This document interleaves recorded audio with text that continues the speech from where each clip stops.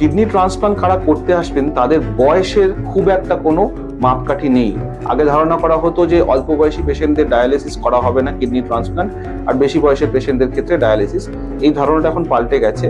যদি শারীরিকভাবে সুস্থ থাকা যায়, শরীরের অন্যান্য অর্গান, হার্ট, ফুসফুস, যদি লিভার সুস্থ থাকে, তাহলে যে কোনো বয়সের পেশেন্টই কিডনি ট্রান্সপ্লান্টের জন্য আসতে পারেন।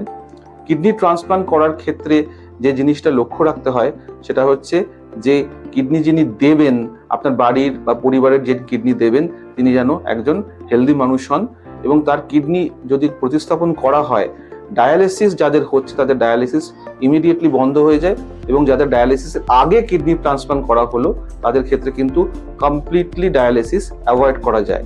কিডনি ট্রান্সপ্লান্ট একটি খুব মোরলেস সেফ প্রসিডিওর। অভিজ্ঞ ডাক্তারের কাছে কিডনি ট্রান্সপ্লান্ট করা হলে, প্রপার সেন্টারে কিডনি ট্রান্সপ্লান্ট করা হলে তার সাকসেস রেট খুবই বেশি এবং তার কমপ্লিকেশন খুবই কম। সুতরাং যারা স্টেজ 4 বা স্টেজ 5 কিডনির রোগে ভুগছেন, ক্রনিক কিডনি ডিজিজে ভুগছেন, তারা অবশ্যই চিন্তা করবেন যে কিডনি ট্রান্সপ্লান্ট খুবই উপযুক্ত একটি অপশন চিকিৎসার জন্য, যেখানে কিডনির রোগ থেকে পার্মানেন্টলি কিওর হয়ে নিজের প্রোডাক্টিভ লাইফে ফিরে যাওয়া যায়, আগের যা যা প্রফেশন ছিল সেখানে ফিরে যাওয়া যায় এবং একটি প্রোডাক্টিভ এবং সুন্দর লাইফ ভবিষ্যতের জন্য বাঁচা যায়। নমস্কার।